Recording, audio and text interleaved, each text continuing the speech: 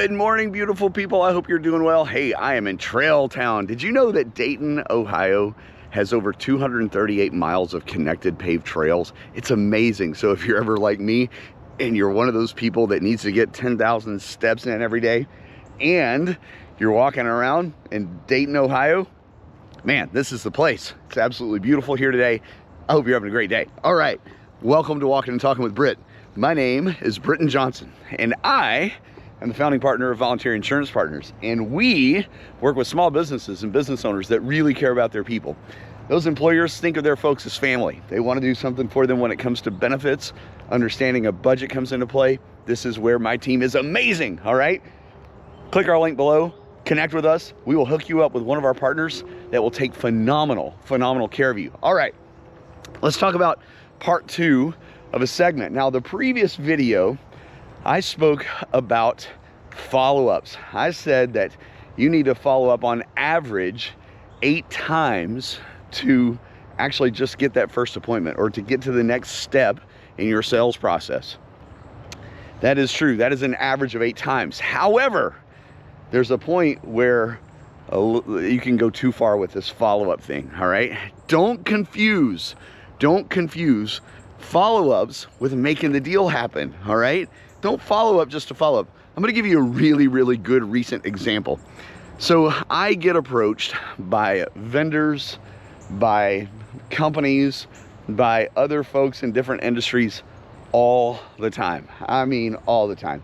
Everything from trying to get me to pitch their pet insurance to, you know, we've got this new widget, it's the greatest thing since sliced bread. I get that stuff all the time. Now, I'm always open to learning and listening. I've learned that by listening and learning about what's out there that I could really set myself apart in the industry and do some pretty special things, right? But there comes a time where if someone wants to work with me and if I'm showing a little bit of interest, then you need to put compression in the deal. I'm gonna give you a great example and really an answer to this video, okay? Now this is crazy. So I've been making these little walking and talking videos now for about 2 weeks, okay? Not very long. I've got a lot of content, I've got a lot of stuff in here, and as I'm walking 10,000 steps every day, it's a great time to share a little bit of, you know, industry information, a little sales knowledge, and you know, hopefully you guys get some great things out of this. That's really my goal.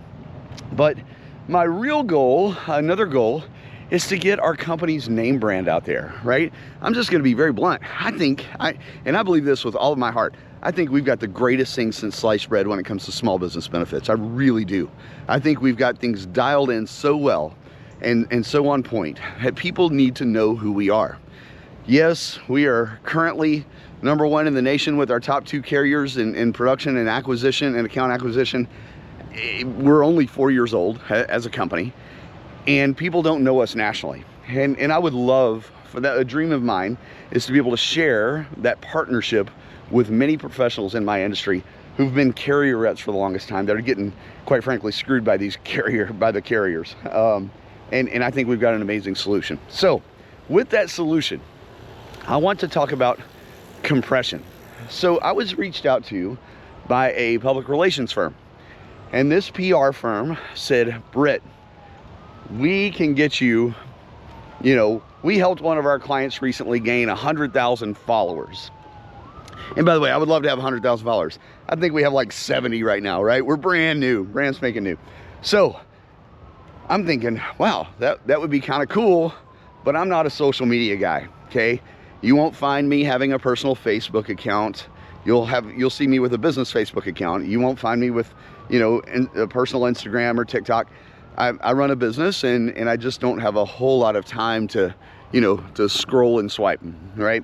The only time that I really have to make these videos are while I'm getting my steps in. All right, now that's not the point. I'm digressing. Let's talk about where that PR firm has dropped the ball, okay? They had a fantastic conversation with me. They said, Britt, you know a lot about this industry. We've done research on you. And sure enough, they had done a ton of research on us.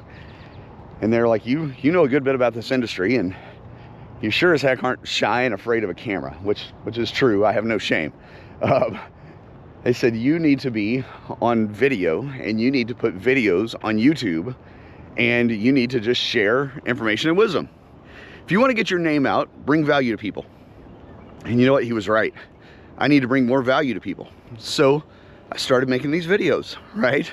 I've got a gentleman who is currently posting our videos on YouTube for me, just because I don't have time to do all that, but he just throws them up there for me, and he does a good job at it. But they said we can do this and we can do that and we can deliver this, we can promise that, and they've got a pretty hefty price tag.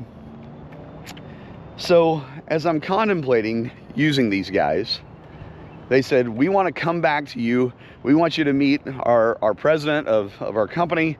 We want you to meet with him, and we're going to give you a proposal and come back with a game plan and a solution and a package. So I'm ready to possibly buy, right? I'm potentially a buyer. Sure enough, they come back to me. And by the way, they were the ones that inspired this video, just so you know. So all props to them. But I met with them 2 days ago, and I met with the president. I met with the guy that runs the show of their outfit. Really good guys. I like them a lot. Here's the interesting part. I was ready for a proposal. I was absolutely ready for a proposal, and they didn't deliver one yet. Okay, they said, okay, well, this is what we're thinking, this is what we're talking. I'm like, okay, well, and I asked the buying question, what's my cost? What's my price? And they said, well, we'll get back to you and get you something official. And I'm thinking, what? You've got to be kidding me. Why are we meeting? Like, I still don't, to this day, I don't understand why we were meeting. Yeah, they gave me some ideas, but they didn't give me a written proposal. They did not put compression in the deal.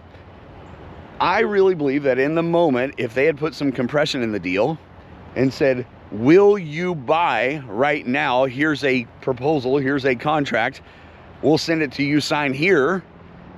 Had they had done that, I would have said yes, I would have bought. Probably would have spent double what I'm really wanting to spend, or you know, think it's worth. But the truth is, they didn't ask for the close, okay? They did not ask for the close. They didn't ask for the business. And I don't know if it was a lack of preparedness or a lack of guts to ask. I don't know. But here's what I can tell you. You as a professional, if you do not put compression in the deal, all right? If you do not ask for their business, that critical exchange point, it is going to simply delay the process and cause you to, quote unquote, follow up more. All right? That's not a scenario where you need to follow up more. You need to ask for their business. Simple as that. By the way, how beautiful is the Mad River today? Oh my goodness, it's gorgeous. You need to follow up. You don't need to follow up. You need to ask for the deal, okay? Understand that every time that you follow up, every time that you walk in, you need to ask what you're looking for. May it be that first appointment. May it be that second meeting with a proposal. May it be that education meeting for those employees. Okay, you need to ask for their business at some level every time. Okay, follow up doesn't mean don't ask for their business. Ask for their business. They probably dropped the ball, and I might not work with them at this point, right? The steam has run out on the engine. All right, they have forgotten to follow up with me. Now, still might use them if they can prove that they can help me gain followership. That's where I need your help. Subscribe, thumbs up, share, comment, get the algorithm up, because it helps my team out. It helps my agents out. It helps our folks out, and it helps more employers out. All right, that's my real goal. So, again, this isn't about monetization, but I want to talk about compression. They blew a deal, all right? They probably blew a deal with me because they didn't ask for the business. Simple as that. Put compression, close. Grant Cardone said this, and this is a hard truth. It doesn't matter how nice you are, doesn't matter how kind you are, doesn't matter how much information you gave, how informative you are. It doesn't. None of that stuff matters if you don't close the deal, because closing is service. See, I believe that my benefits help employees at their most dire moments in life. If I don't ask for that business, I am not providing true value and true service. Think about this: with no compression, no close, there's no service. Ask for the deal every time, bring it together, keep it simple, and give solutions. Hope that helps. Hope you have an awesome morning. Talk to you soon.